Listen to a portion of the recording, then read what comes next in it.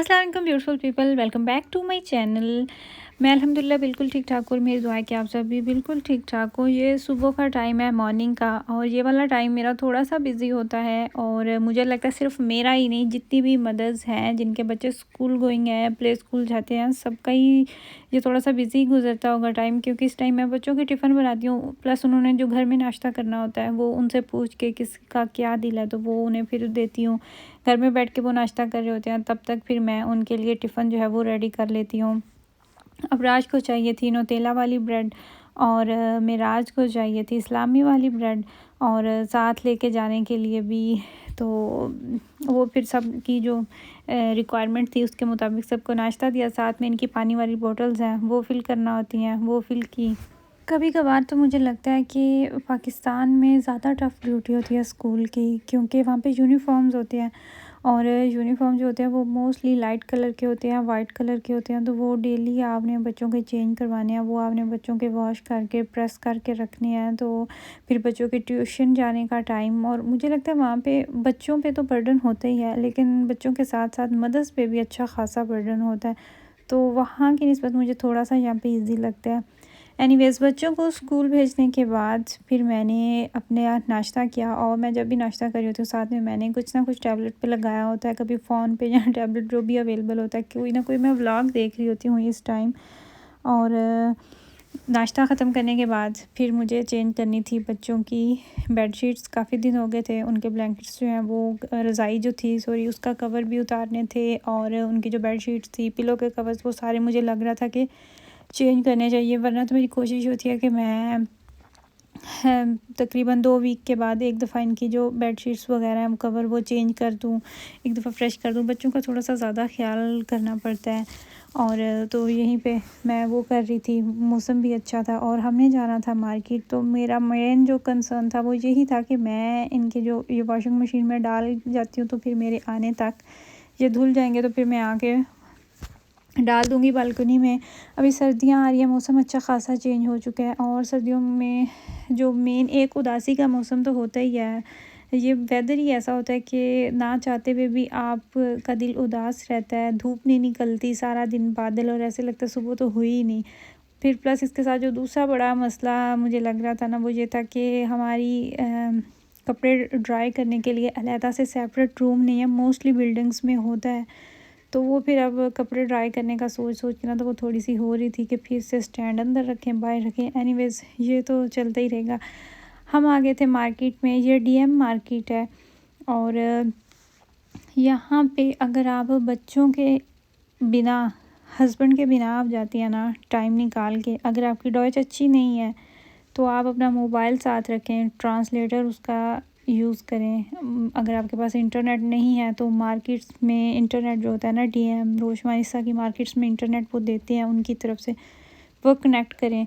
और जिस प्रोडक्ट की नहीं समझ आ रही आप उसको ट्रांसलेट करें। इतने काम की चीज़ें, यकीन करें इन वाले एरियाज़ में ना, ये वाला जो सेक्शन होता है इसमें आपके हर मसले का हल मौजूद होता है। ये वाले जो ये मैं मास्क दिखा रही हूँ आप लोगों को, जब हमारे बाल बहुत ज़्यादा एक्स्ट्रा ड्राई हो जाते हैं, हमें समझ नहीं आ रही होती कि हमने ऑयल भी यूज़ करना है, लेकिन सरसों का और इस तरह का कोई देसी ऑयल नहीं यूज़ करना चाह रहे, तो हम क्या करें, डैंड्रफ हो जाती है।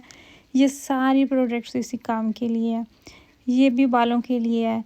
और डिफरेंट तरह के कंडीशनर्स हैं, डिफरेंट तरह के मास्क हैं, और आप यकीन करें एक ही दफ़ा के यूज़ से ना आपके बाल इतने स्मूथ और सिल्की हो जाते हैं। ये वाला भी मास्क है, बालों के लिए ही है, और इनको लगाने का भी कोई ऐसा मुश्किल नहीं होता। इसके ऊपर एक तो सारी वो मेंशन होती है कि आपने इसको किस तरीके से अप्लाई करना है। 2-3 मिनट शैम्पू के बाद 2-3 मिनट आप लगा के छोड़ दें, फिर बाद में वॉश कर लें। और इस साइड पे सारे जो है ना कंडीशनर हैं, क्रीम्स हैं, और स्ट्रेट करने से पहले, अपने बाल ड्राई करने से पहले, हीट को बचाने से पहले के लिए भी स्प्रे यहाँ पे मौजूद है। यहाँ पे ऑयल्स मौजूद हैं, और ऊपर लिखा हुआ भी होता है इंग्लिश से। थोड़े बहुत जो इनके वर्ड्स होते हैं ना वो मिल रहे होते हैं, और जिसकी ना समझ आए तो उसको अगर आप ट्रांसलेट कर लेना तो वो आपका मसला हल हो जाता है। बच्चों के ये वाली जो चीज़ें होती है ना जगह, इन पे थोड़ा सा लग जाता है टाइम। ये देखिए एंटी फ्रीज हेयर स्प्रे है।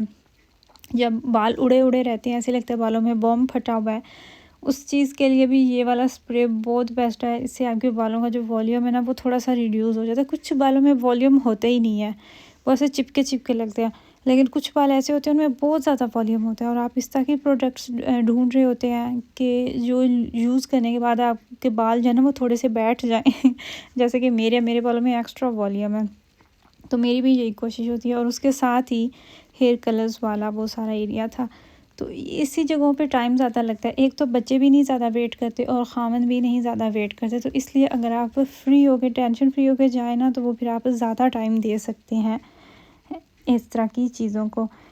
मार्केट से फ़ारिग होने के बाद हम आ गए मैकडॉनल्ड में, और हम एक्चुअली एसन सिटी गए हुए थे। डूसलडॉर्फ के साथ है एसन, हमारे सिटी से तकरीबन लग जाते हैं हमें 20 से 25 मिनट लगते हैं हमें वहाँ पे जाते हुए। तो वहाँ पे हम गए हुए थे। और फिर मार्केट्स में जब आप घूमते हैं ना तो भूख तो आपको लग ही जाती है, और प्लस खाने का टाइम भी था, तो हमने फिर रुक किया मैकडॉनल्ड का। और ये वाला मेरा यूट्यूब का न्यू चैनल है, लाइफ विद हफ्सा, और इसी चैनल पे मैं आपसे अपनी जितनी भी नई वीडियोस बनाया करूँगी वो मैं इसी चैनल पे अपलोड करूँगी। पहले वाले चैनल पे मैं अब कोई वीडियो नहीं अपलोड करूँगी। तो आप अगर मेरी वीडियो देखना चाहते हैं तो उसके लिए आपको मेरा ये वाला चैनल सब्सक्राइब करना पड़ेगा। और उस चैनल को वीडियो उस पर ना अपलोड करने की वजह भी यही है कि मैं तकरीबन 3 से 4 साल हो चुके हैं मुझे उस चैनल पे वर्क करते हुए, और उस पर ना ही व्यूज़ आते हैं और ना ही वो चैनल जो है वो रैंक कर रहा है। और मुझे लगा कि शायद मुझे फ्रेश चैनल बना के तो नई आईडी वगैरह बना के तो मैं अब इस पर ट्राई करती हूँ, इस पर मेहनत करती हूँ, शायद कुछ व्यूज़ जो हैं वो बेहतर हो जाए। ज़ाहिर सी बात है, हम व्यूज़ के लिए तो मेहनत इतनी करते हैं। तो मैं कब पहले भी सोचती थी, मुझे मेरी कुछ सब्सक्राइबर्स हैं मेरी फ्रेंड्स जिन्होंने मुझे मशवरा भी दिया कि आप नया चैनल बनाएं, तो बस मेरी हिम्मत नहीं होती थी। मैं यही सोचती थी कि उस पर मैंने इतनी मेहनत की हुई है, तो अब मैं फिर नया चैनल बनाऊं तो ज़ीरो से स्टार्ट कर दूँ। फाइनली अभी मुझे हिम्मत मिली है, तो अभी अब से मैं इंशाल्लाह ताला इसी चैनल पे अपनी जो आने वाली वीडियोज़ है ना वो अपलोड किया करूँगी। हमारी सबकी लाइफ में अक्सर इस तरह के टाइम आते रहते हैं जिस जगह पे हमने कोई फ़ैसला लेना होता है, लेकिन हमारी हिम्मत नहीं हो रही होती, हमें वो इतनी हिम्मत आ ही नहीं रही होती कि हम ये वाला फ़ैसला लें। लेकिन यकीन करें, जो मुश्किल फ़ैसले होते हैं ना वो अगर एक दफ़ा ले लिए जाए ना तो आपकी बहुत सी मुश्किलें हल हो जाती हैं।